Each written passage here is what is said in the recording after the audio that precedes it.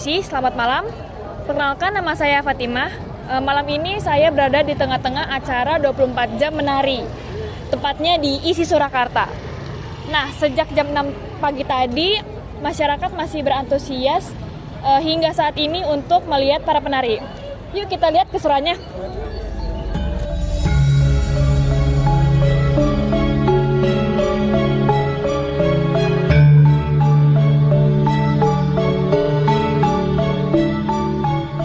Kakak sendiri nih suka nggak sih sama menari?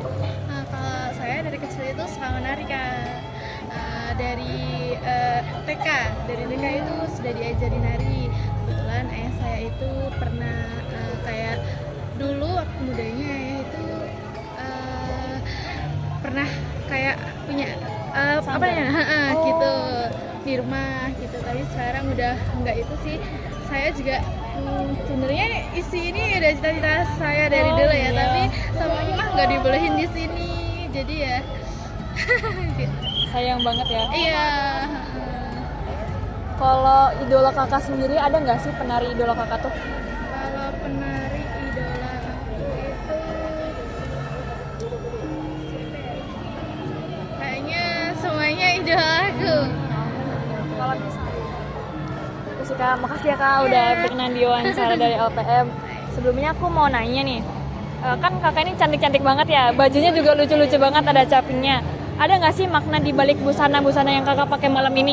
Kalau kita ada, jadi kita tuh ada dua tema di nari itu. Ada yang kan ceritanya tuh di tariannya tuh kayak tentang penjajahan. Nah kita tuh jadi sebagai yang orang desa gitu yang dijajah. Nah ini maknanya itu, ada ini kayak orang desa gitu. Oh, jadi mewakili para petani atau Ya, apanya Kak? para petani ya. Yang lagi makmur desanya, terus datang penjajah yang menjajah desa, tapi akhirnya tetap desanya yang menang gitu. Berarti ada kayak tokoh lain gitu ya, yang jadi penyelamat. Oh itu, itu tokoh lainnya tuh sebagai roh kebaikan atau gimana Kak? Ya itu penjajahnya. Oh itu penjajahnya. Untuk kalau penyelamatnya itu dari orang desanya apa dari tokoh lain juga? Enggak, jadi untuk penyelamat sendiri kita yang Berjuang gitu, bareng-bareng yang gitu. menang gitu. Orang-orang desanya yang oh gitu ya. Nah, apa sih yang menjadi motivasi kakak-kakak ini untuk menjadi seorang penari gitu? Motivasi. Ya kan di zaman sekarang kayak penari itu dianggap sebelah mata kan, kayak kenapa jadi penari gitu?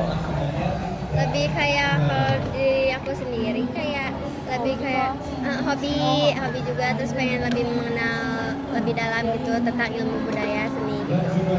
Kalau kakak? Kalau aku pribadi juga sama sih, awalnya cuman seneng doang, hobi, cuman kesini jadi lebih banyak ilmu yang belum aku ketahui dari kesenian juga, terus juga lebih banyak teman juga di seni gitu, karena orang seni itu ramah-ramah. Iya. Betul. Kakak sendiri? Kalau aku juga sama, kayak sekedar hobi dan kayak udah terjun ke dunia seni teh jadi kayak rame aja gitu, seru.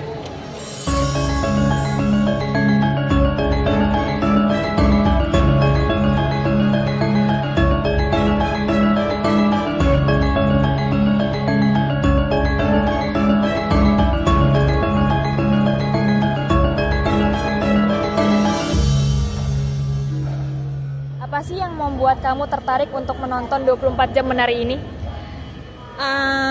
Karena ini kesempatan untuk menikmati tari Indonesia, dan juga karena 24 jam itu konsep unik yang ada di dunia. Mungkin saya kurang tahu, tapi ya itu yang membuat saya menarik untuk datang ke sini, ya untuk menikmati ya itu. Bagaimana kamu ngelihat budaya Indonesia ini tersendiri gitu? Apa budayanya nih unik atau kamu kayak pertama kali ngelihat ada yang seperti ini? Oh, ini unik. Ya, belum pernah saya melihat sesuatu seperti ini. Maksud saya terlalu seremonial semua caranya, ada makna ritual, ada makna seremonial, yang itu membuat acara 4 jam lebih lebih apa sih? Mungkin dengan suasana lebih penuh dengan makna. Maaf, bahasa Indonesia saya belum Bagus lancar. banget bahasa Indonesia. Ada nggak sih persamaan budaya antara di sini dengan tempat asal kamu? Iya, sebenarnya ada. Mungkin terkait dengan tarian tradisional, tapi terkait dengan tari klasik tidak ada. Apa yang membuat persamaan itu, atau gerakannya atau bajunya atau gimana? Mungkin gerakannya ada kemiripan, ya ada kemiripan kecil. Dan juga mungkin cara bagaimana mengekspresikan ya tubuh, dan juga dengan ritual, mungkin ada dupa, ada bunga juga, ya itu juga untuk leluhur kita, ya itu. Selama kakak di Indonesia nih, ada nggak sih kayak budaya favorit kakak gitu, kayak kakak melihat budaya ini sebagai sesuatu yang sangat unik dan sangat berkesan gitu buat kakak, budaya di Indonesia? Oh, budaya banyak sekali ya. Nggak ada yang satu. Iya, yang seperti yang saya tadi itu Jatilan, saya sangat kaget mungkin bagaimana penari mengalami kesurupan dan hal-hal seperti itu yang sepertinya biasa di kampung atau di sini ya. Kalau di tempat saya orang-orang masih melihat kesurupan seperti sesuatu yang jelek, yang kita harus menolak. Dan di sini kesurupan itu sesuatu yang normal, mungkin biasa, yang kita harus mungkin mengkontrol saja, tapi sebenarnya harus mengalami ya, atau itu biasa.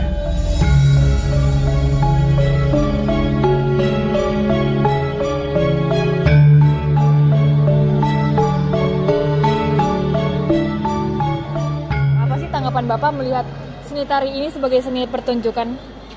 Tentu saja ini peristiwa merayakan peristiwa tubuh dalam kota gitu, hingga selain jadi tontonan event seni itu sangat menarik, karena Solo akhirnya menginspirasi kota-kota yang lain juga terlibat atau paling nggak menyelenggarakan sendiri event ini di tiap kota. Tentu saja dari awal saya pernah nonton juga gitu, lihat progresnya gitu, dan sekarang juga misalnya masih berlangsung juga di tempat yang lain di balik kota, dan tadi sore di Ngarsopuro, sehingga ya kota bisa hidup merayakan sebuah peristiwa tubuh gitu. Menurut Bapak apa pembeda antara acara tahun ini dengan acara yang kemarin, Pak? Ya intensitas pengunjung memang banyak tahun kemarin ya, kalau saya lihat. Kita sampai mau parkir aja bingung gitu, tapi paling nggak bahwa setiap kota kita bisa setiap tahun kita bisa memperingati ini ya, sebuah kebanggaan ya buat isi khususnya kota Solo juga. Bapak pernah menulis seorang penari nggak sih, Pak, dalam karya Bapak? Enggak sih, tapi secara pribadi ya saya bersahabat dengan beberapa penari yang, karena saya pernah kuliah di sini ya, di STSI, jadi kebetulan kampus saya dulu masih satu lingkup dengan kampus ini ya, sebelum ke Mojosongo, jadi kita sering berinteraksi dengan jurusan yang lain itu secara alami begitu, saling mengenal gitulah. Berarti Bapak sendiri suka tari ya, atau gimana? Ya pasti ya, karena setiap kali kita kuliah misalnya di sebelah kita ada orang latihan, ada main karawitan, ada pentas gitu, walaupun latihan ya, tapi kita kadang sempatkan nanti malam kita nonton pentasnya gitu. Jadi buat saya waktu saya jadi memori waktu kuliah itu jadi saat-saat yang mengesankan, karena tiba-tiba kita mengenal banyak kesenian, nggak spesifik seni rupa aja gitu. Apa pesan Bapak sebagai seniman ketika untuk anak muda zaman sekarang yang melihat tari itu sebagai sebelah mata saja? Wah, saya kurang tahu ya, karena harus tari anak muda kan banyak juga ya mereka terinspirasi oleh K-pop atau Oh, apa iya. ya gitu juga kan, itu sebuah fenomena sosial yang kita juga nggak bisa bendung karena harus TV atau apa itu sudah terjadi dengan sendirinya dengan apalagi medsos gitu. Tapi ya katakanlah isi sebagai benteng budaya atau keraton apa gitu masih concern di wilayah pelestarian pun menurut saya sebuah keharusan gitu, agar apa istilahnya menjaga akar kita itu masih terjaga gitu.